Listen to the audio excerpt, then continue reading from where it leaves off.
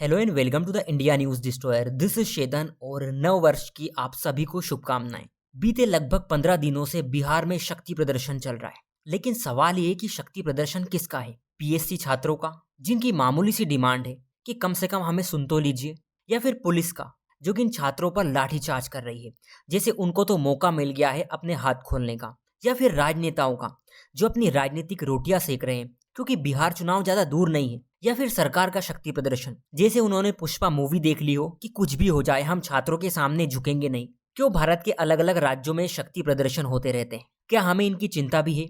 सवाल तो ये भी है कि क्या इस देश के युवा देश की प्राथमिकता का हिस्सा भी है? क्योंकि अगर ऐसा नहीं हुआ तो युवा आबादी वाला ये देश अपने सपनों को कभी साकार नहीं कर पाएगा, ये बात आप जान लीजिए। जापान इसका एक बेहतरीन उदाहरण है। दूसरे विश्व युद्ध के बाद जापान अमेरिका के बाद दूसरी बड़ी अर्थव्यवस्था बन गया था और एक पल को ऐसा लग रहा था जैसे कि आने वाली दुनिया पर जापान ही राज करेगा। लेकिन 1990 तक आते आते सारी आर्थिक वृद्धि धरी की धरी रह गई, क्योंकि कभी कभी अर्थव्यवस्था के अच्छे आंकड़े आपकी सोचने की शक्ति को बर्बाद कर देते हैं। जापान के साथ भी यही हुआ। 1990 के दशक में वहां का जॉब मार्केट ठप पड़ गया। Japan employment ice age generation में पहुंच गया, जिसका मतलब था कि ग्रेजुएशन करके जो बच्चे निकल रहे थे उनके हाथों में नौकरी नहीं थी, वो बेरोजगार हो रहे थे। रिजल्ट इसका ये निकला कि जापान के युवा टेम्परेरी और पार्ट टाइम जॉब के पीछे भागने लगे और जो इकोनॉमिक ग्रोथ होने वाली थी वो उतनी हुई नहीं। अगर जापान की सरकार समय रहते चेत जाती तो जापान की आज जो परिस्थिति बनी हुई है वो नहीं होती। जब उनके पास युवा आबादी थी तो उन पर ध्यान नहीं दिया जा रहा था। दूर से ऐसा लगता है कि सब कुछ ठीक है, लेकिन अब जापान के पास काम बहुत है, लेकिन काम करने के लिए युवा आबादी बची नहीं है। क्या ये कहानी भारत में भी दोहराने वाली है? और आपको क्या लगता है, भारत में बड़े बड़े पदों पर बैठे लोगों को ये बात पता नहीं है? जब मुझे पता है, आपको पता है, क्या देश के अर्थशास्त्रियों को ये बात पता नहीं है? पिछले एक दशक से इस देश के करीब आधे से ज्यादा राज्यों में छात्र हर कभी प्रदर्शन करते रहते हैं। अगर आप सिर्फ 2024 का डेटा देखेंगे तो आपको इसकी अहमियत पता चल जाएगी। 2024 की शुरुआत में ही यूपी पुलिस कांस्टेबल परीक्षा का पेपर लीक हो गया था। छात्रों ने दावा किया था कि परीक्षा शुरू होने से कुछ घंटे पहले ही पूरा जो पेपर है वो सोशल मीडिया पर वायरल हुआ था। लगभग 60,000 कांस्टेबल पदों के लिए भर्ती निकली थी। भारी विरोध प्रदर्शन के बाद यूपी गवर्नमेंट को इस परीक्षा को रद्द करनी पड़ी। उसके बाद नीट यूजी के बारे में आपने सुना होगा कि उसमें किस लेवल का घोटाला हुआ था। जब रिजल्ट 4 जून को घोषित हुआ तभी से हंगामा खड़ा हो गया था, क्योंकि 1500 से ज्यादा छात्रों को ग्रेस मार्क्स दिए गए थे बिना किसी रीजन के।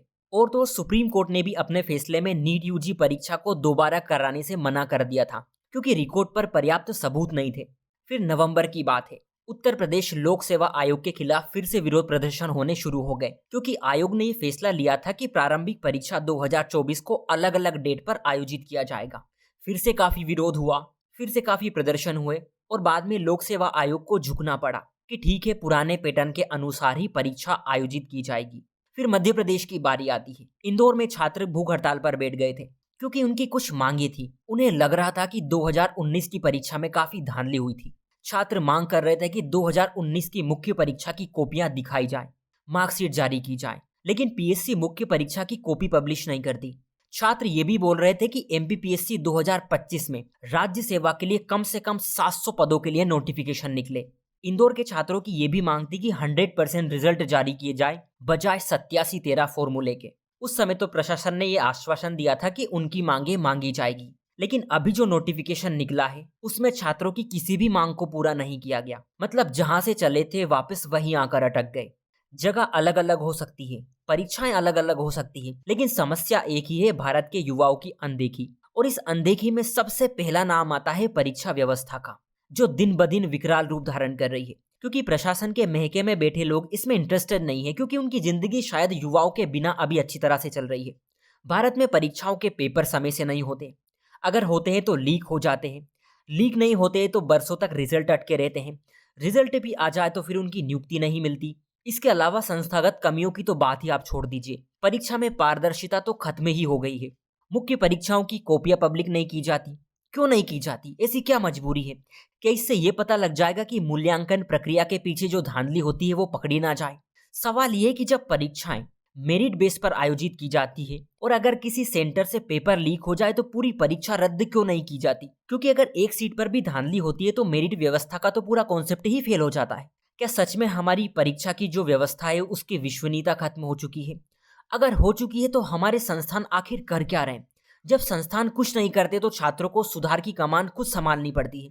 उन्हें ही सड़क पर आना पड़ता है अपने भविष्य को बचाने के लिए। लेकिन जब छात्र सड़क पर आते हैं तो हमें इनकी समस्याओं को भी समझना जरूरी है, क्योंकि परीक्षाओं के केंद्र में छात्र जीवन पिसता रहता है। जिन प्रतिभाओं को शासन प्रशासन में होना चाहिए वो सड़कों पर प्रदर्शन के नाम पर दर दर भटकते रहते हैं, कभी भूखे, कभी प्यासे, कभी तपा देने वाली गर्मी में तो कभी जमा देने वाली ठंड में। सोच कर देखिए क्या बीतती होगी उन पर, उनके दिमाग पर। इन बातों का क्या असर पड़ता होगा। बड़ी मुश्किल से शिक्षा मिलती है गरीब के बच्चों को, लेकिन बदले में उन्हें ये दिन देखने पड़ते हैं। उनका कितना कीमती समय बर्बाद हो रहा है। इस मुद्दे पर देश में कोई बात क्यों नहीं करता? क्या इस देश के बच्चों के आंसू किसी को दिखाई नहीं देते? कि इस देश के बच्चों के आंसुओं की कोई कीमत नहीं है? क्योंकि जब छात्र सड़कों पर आते हैं तो ऊपर से एक फरमान जारी कर दिया जाता है कि कानून व्यवस्था बनी रहनी चाहिए, चाहे छात्रों की हड्डी तक क्यों ना टूट जाए, और पुलिस उस फरमान को मानने लगती है। हमने कई वीडियो देखे हैं जिसमें पुलिस बच्चों को जानवर की तरह मारने लगती है, ये भी नहीं सोचती कि उनके ऊपर इन चीजों का क्या प्रभाव पड़ेगा। और आज भी पुलिस का काम वही है जो अंग्रेजों के जमाने में था, कि किसी भी कीमत पर प्रदर्शन को खत्म करना। जब किसी अल्पसंख्यक पर कुछ हो जाता है तो मानवाधिकार संगठन बड़े बड़े सवाल करने लगते हैं, लेकिन जब इन छात्रों को सरेआम बर्बर तरीके से मारा जाता है तब लोग कोई आवाज क्यों नहीं उठाता? भारत का मानवाधिकार आयोग, जिसे 1993 में बनाया गया था, जिसका ध्येय वाक्य है सर्वे भवन्तु सुखिना, जो कि जिम्मेदार है भारत में कहीं भी लोगों के जीवन, उनकी स्वतंत्रता, उनके सम्मान के लिए आगे आए, वो युवाओं के साथ खड़ा क्यों नहीं नजर आता? क्यों भारत का मानवाधिकार आयोग सरकार को यह बताने में विफल रहता है कि इस देश के नागरिकों को इस तरह प्रताड़ित नहीं किया जाना चाहिए, युवाओं को पुलिस द्वारा प्रताड़ित नहीं किया जाना चाहिए? खैर, यहाँ पर पुलिस का उतना कसूर नहीं है, क्योंकि वो तो ऑर्डर फॉलो करती है। सवाल यह है कि ये ऑर्डर देता कौन है? क्या सत्ता के सारोकार युवाओं के वोट लेने के बाद ये भूल जाते हैं कि उन्हें अच्छी जिंदगी भी देना है? क्या वो भूल जाते हैं कि वो भी एक समय युवा ही थे? अगर उनके साथ इस तरह का बर्ताव किया जाता तो? या फिर वो सत्ता के नशे में इतना चूर हो चुके हैं कि वो देखना ही नहीं चाहते कि युवाओं की समस्या क्या है? क्या इसलिए कि भारत में युवा सत्ता के केंद्र में नहीं है? क्या इसलिए कि युवा भारत में सत्ता के भागीदार नहीं है? ये बातें भले ही सामान्य सी लगती है, लेकिन इन बातों में छिपे सच को हमें देखना चाहिए, समझनी चाहिए, क्योंकि युवा आबादी किसी भी देश की बड़ी संवेदनशील अवस्था है। लेकिन भारत में तो युवा बेरोजगारी के ढर्रे पर बैठे हुए हैं, नौकरी के लिए दर दर की ठोकर खा रहे हैं, उन्हें नौकरी नहीं मिल रही है। फिर भी सत्ता में बैठे लोगों को इस बात की कोई फिक्र नहीं है। उन्हें फर्क ही नहीं पड़ता इस बात से कि इस देश का युवा आखिर बेरोजगार क्यों है, वो भी तब जब भारत 21वीं सदी का सबसे बड़ा बाजार बनकर उभर रहा है। दूसरी ओर जब टैक्स वसूलने की बारी आती है तो सरकार सीना चौड़ा करके सबसे आगे खड़ी हो जाती है। महंगाई इस देश में इतनी बढ़ गई है कि लोग 2 वक्त की रोटी के लिए जद्दोजहद करने में लगे हुए हैं।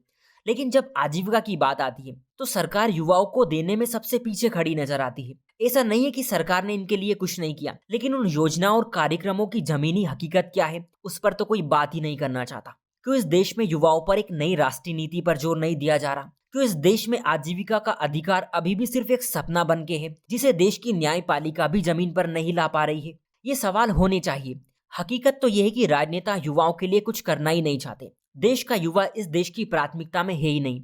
अगर होता तो इस देश को ये दिन देखने नहीं पड़ते। राजनेता वोट लेने तो घर घर आ जाते हैं, छात्र आंदोलन में फोटो खिंचवाने भी आ जाते, लेकिन जब चुनाव जीतने के बाद कुर्सी हाथ लगती है तो युवाओं के साथ ऐसा व्यवहार किया जाता है जैसे वो इस देश के है ही नहीं। और बची इस देश की मीडिया, तो उसने तो जैसे कसम ही खा रखी है कि हम इस मुद्दे को छोड़कर सब पर डिबेट करेंगे। क्यों इस देश की मीडिया इन नेताओं से सवाल नहीं करती कि देश के युवा की आज जो स्थिति में है वो कैसे है? लेकिन मीडिया ऐसा क्यों करेगी? उन्हें तो मनोरंजन चाहिए अपने दर्शकों के लिए। अगर आप लाठी खा रहे हो तो वो मीडिया के लिए मनोरंजन है, अगर आप सड़क पर रो रहे हो तो वो मीडिया के लिए मनोरंजन है। वो स्टूडियो में पार्टी प्रवक्ता से जवाब मांग दिए, लेकिन उनकी हिम्मत नहीं है कि किसी मंत्री से ये सवाल पूछ ले कि देश में युवाओं पर लाठी क्यों बरसाई जा रही है। और पार्टियों के नेता भी बस सोशल मीडिया पर पोस्ट खेलते रहते हैं कि आपके कार्यकाल में ये हो रहा है, आपके कार्यकाल में वो हो रहा है, लेकिन अपने गिलबान में झांक कर नहीं देखते कि जैसे उन्होंने पकड़ पकड़ के सबको नौकरी दे रखी हो। सवाल फिर वहीं आकर ठहरता है कि इस देश में युवाओं को कौन बचाएगा? कौन उन्हें समझेगा कि उनकी स्थिति क्या है?